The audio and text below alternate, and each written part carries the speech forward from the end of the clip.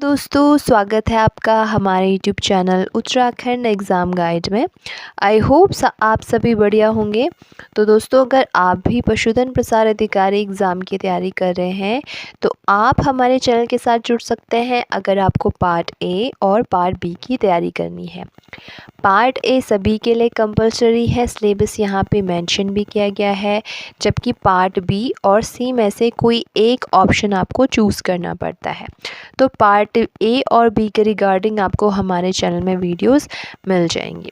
अभी हमने part A में सेल बायो का पोर्शन ऑलमोस्ट कवर अप कर लिया है, सारी टॉपिक्स हमने कवर अप कर लिए हैं। तो अगर आपको इनकी पीडीएफ्स चाहिए तो आप हमारे टेलीग्राम चैनल से जुड़ सकते हैं, लिंक आपके डिस्क्रिप्शन में मेंशन है। साथ ही साथ एमसीक्यू प्रैक्टिस भी करवाई जाती है टॉपिक वाइज।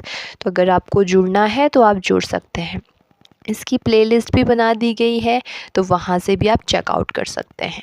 तो बिना देरी किए हुए चलिए आज स्टार्ट करते हैं। तो आज हम कवर अप करेंगे टैक्सोनॉमी के पोर्शन को मेजरली। ओके, चल स्टार्ट करते हैं। सबसे पहले हम देखेंगे टैक्सोनॉमी के बारे में, सिंपल सी लैंग्वेज में समझेंगे।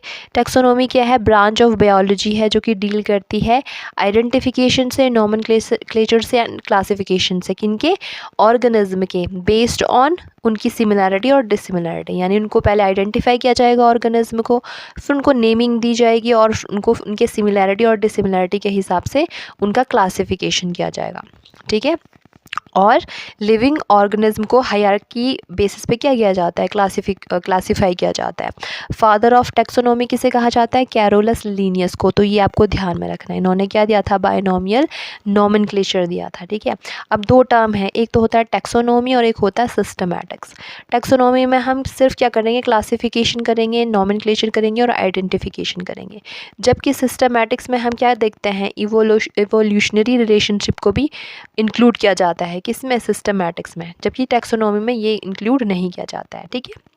और नॉमेनक्लेचर क्या होता है ना? नेमिंग देना है। ठीक है। अब कौन सा हायरार्की बेसिस रहता है? सबसे जो टॉप पे रहता है उसे बोलते हैं डोमेन। ठीक है। और जो सबसे बेसिक यूनिट रहती है उसे हम बोलते हैं स्पीशीज़। तो डोमेन से लेकर के स्पीशीज़ तक इनको क्या किया जाता है? इनको ऑर्डर वाइज इनको क्रम में रखा जाता है। तो सबसे टॉप में जैसे डोमेन हो गया, उसके नीचे आपके किंगडम आ जाता है, फिर फाइलम आ जाता है, then class, then order, then family, genus and सबसे छोटी यूनिट क्या है आपके डिवीजन की? स्पीशीज़ है। अब यहाँ पे ह्यूमन का मेंशन किया गया है। जैसे ह्यूमन को कौन से डोमेन में रखा जाता है? यूकैरिया में। देन कौन से किंगडम में? एनिमेलिया। फाइलम आपकी Chordata, class Mammalia and order primates, family Hominidae, genus homo and sapiens. Species क्या है? सेपियंस। ठीक है। होमो सेपियंस, सेपियंस। तो ये आपके क्या है? ह्यूमन का क्लासिफिकेशन किया है। ऐसे ही अदर ऑर्गेनिज्म का भी क्या किया जाता है? क्लासिफिकेशन किया जाता है। ठीक है। तो बेसिकली क्या है? टैक्सोनॉमी हम क्या करते हैं? क्लासिफिकेशन करते हैं। अब हम नेक्स्ट टॉपिक पे मूव करते हैं, that is concept of species.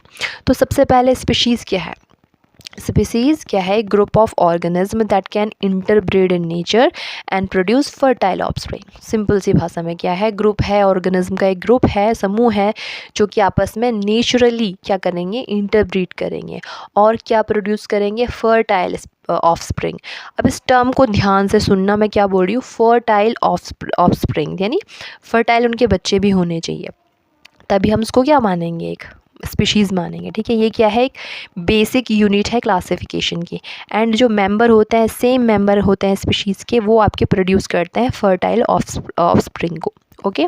ये रिप्रेजेंट करते हैं अ group of organism sharing common characteristic. यानी एक ग्रुप होगा, ऑर्गेनिज्म का एक ग्रुप होगा जिसमें कि आपके उनके क्या होंगे? सिमिलर कैरेक्टरिस्टिक होंगे, सिमिलर कैरेक्टर्स होंगे, तभी हम इनको क्या बोलेंगे?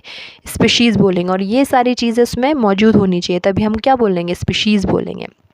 तो की टर्म क्या आपको ध्यान में रखना है? सिमिलर मॉर्फोलॉजी होगी। मॉर्फोलॉजी मतलब अपीयरेंस होंगे, कैरेक्टरिस्टिक सिमिलर होंगे, फिर जेनेटिक सिमिलैरिटी भी होंगी और रिप्रोडक्टिव कंपैटिबिलिटी भी होगी। यानी आपस में क्या कर सकते हैं? रिप्रोडक्शन कर सकते हैं and produce fertile offspring. Okay.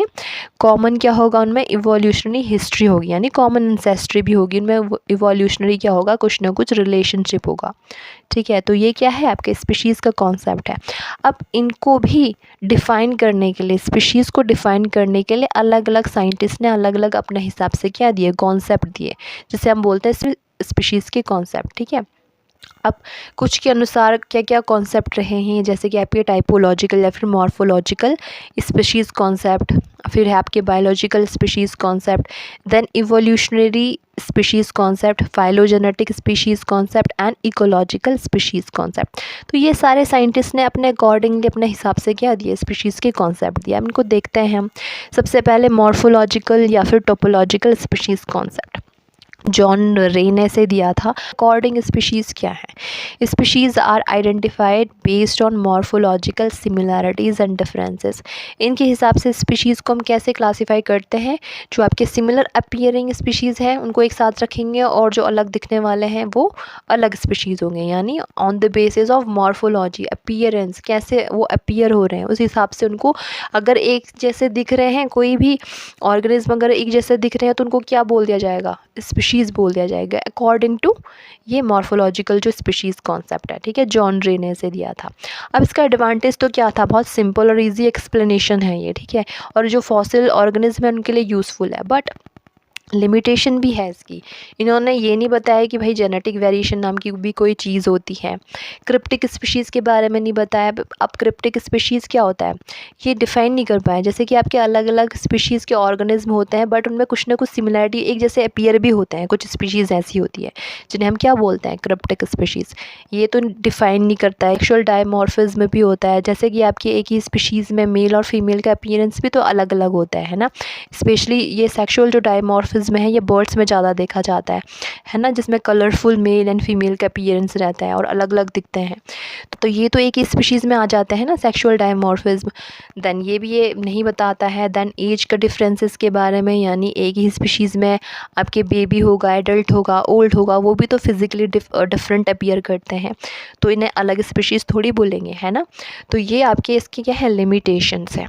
Then next हम मूव करते हैं बायोलॉजिकल स्पीशीज़ कॉन्सेप्ट। ये इम्पॉर्टेंट है क्योंकि ये क्या है, वाइडली एक्सेप्टेड है। इसको दिया था आपके अर्नस्ट मेयर ने 1942 में।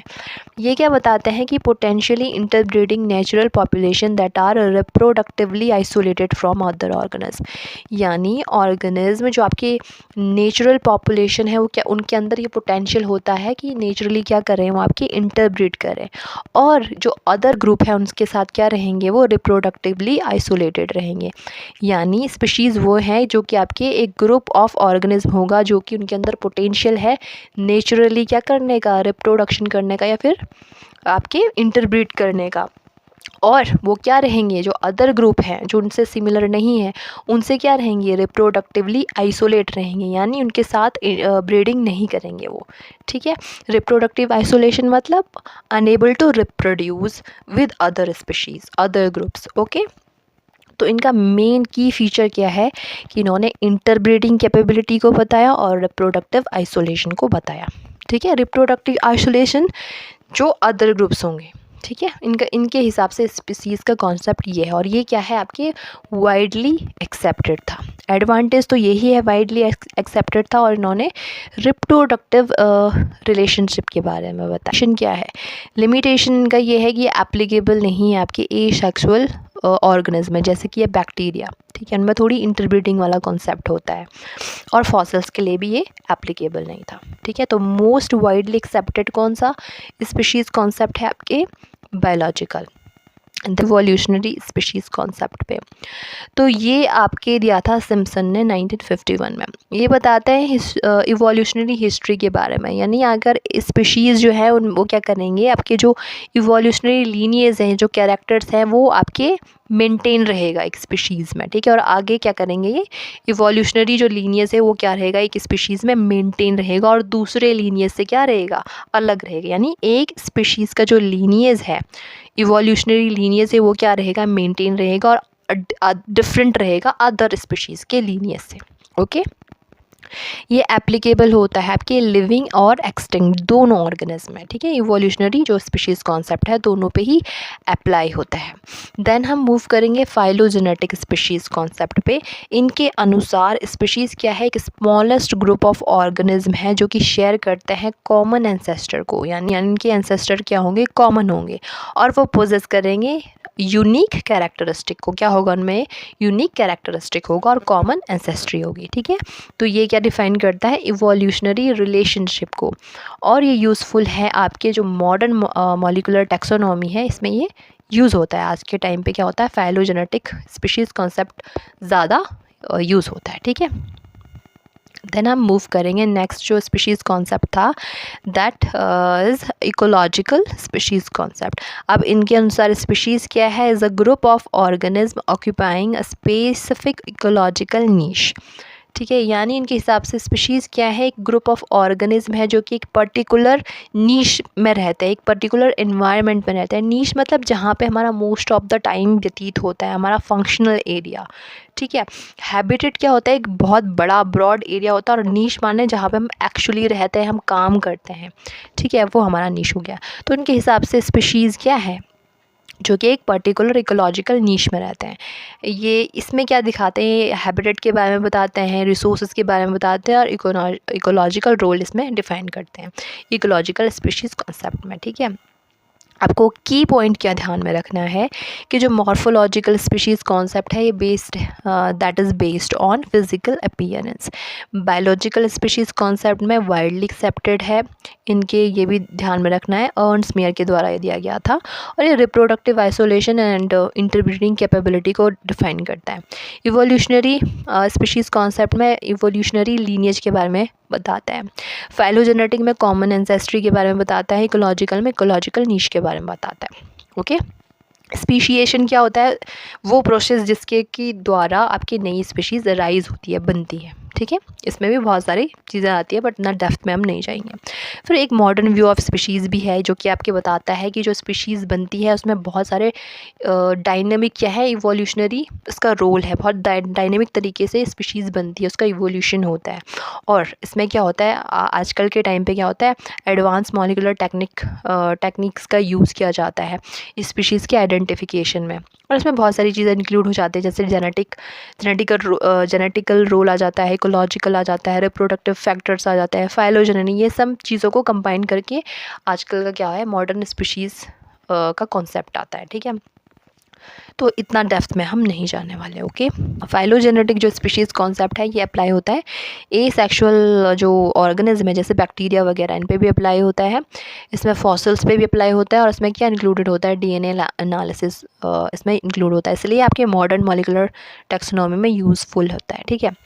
अब हम मूव करते हैं नॉमेनक्लेचर के बारे में। नॉमेनक्लेचर को सिंपली भाषा में समझे तो नेमिंग करना, यानी नेम देना है। तो बायनॉमिनल जो नॉमेनक्लेचर था, इसको कैरोलस लीनियस ने दिया था 1758 में, इन्हें ही फादर ऑफ टैक्सोनॉमी कहा जाता है। इनके द्वारा लिखी गई बुक थी सिस्टेमा नेचुरली, जो कि 1758 में लिखी गई थी। अब नेमिंग मतलब दो नेम होते हैं बेसिकली, एक होता है जीनस और एक होता है स्पीशीज़। इटैलिक्स में लिखा जाता है इसको, और अगर हम हैंड रिटन हाथ से लिख रहे हैं तो अंडरलाइन भी करते हैं इसको, ठीक है। जीनस में जो फर्स्ट लेटर होता है दैट इज़ कैपिटल, और जो स्पीशीज़ होता है वो लोअर केस में लिखा जाता है, जैसे कि यहाँ पे होमो सेपियंस मेंशन किया गया है, ठीक है। लीनियर हायरार्की मैंने बता दिया है, आपके टैक्सोनॉमिकल क्या करना है, रैंक से देना है ऑर्गेनिज्म। हम मूव करने वाले हैं आपके 5 किंगडम ऑफ क्लासिफिकेशन। R.H. व्हीटेकर ने दिया था 1969 में। इनके अनुसार उन्होंने 5 तरीके से डिवाइड किया था ऑर्गेनिज्म को। एक को बोला था Monera, protista, fungi, planting and animalia. Monera में प्रोकैरियोटिक के अंदर ही आ जाते हैं, बाकी जो रेस्ट है वो आपकी यूकैरियोटिक्स के अंदर आ जाते हैं। अब मोनेरा का जो सेल वॉल बना रहता है बेसिकली पेप्टिडोग्लाइकेन का बना रहता है। इनका जो न्यूट्रिशन का मोड होता है या तो ऑटोट्रॉपिक होंगे या फिर हेट्रोट्रॉपिक। ऑटो मतलब खुद से खाना बनाने वाले, हेट्रो मतलब जो नहीं बनाते हैं। इसमें आपके बैक्टीरिया और साइनोबैक्टीरिया आ जाते हैं। देन प्रोटिस्टा आपके इसमें जो सेल वॉल रहती है आपकी इसमें एब्सेंट रहती है, ठीक है। न्यूट्रिशन का मोड भी सेम रहता है, ऑटो एंड हेट्रो। इसके एग्जांपल में अमीबा, यूग्लिना, डाइटम्स आ जाते हैं, ठीक है।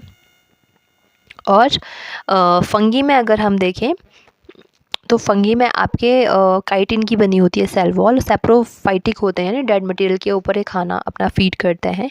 इसके अंदर मशरूम्स आ गया, यीस्ट आ गया, पेनिसिलियम आ गया। देन प्लांटी में क्या होता है, सेल वॉल आपके सेल्यूलोज की बनी होती है, ऑटोट्रॉपिक रहते हैं और सारे के सारे प्लांट्स में इंक्लूडेड आ जाते हैं।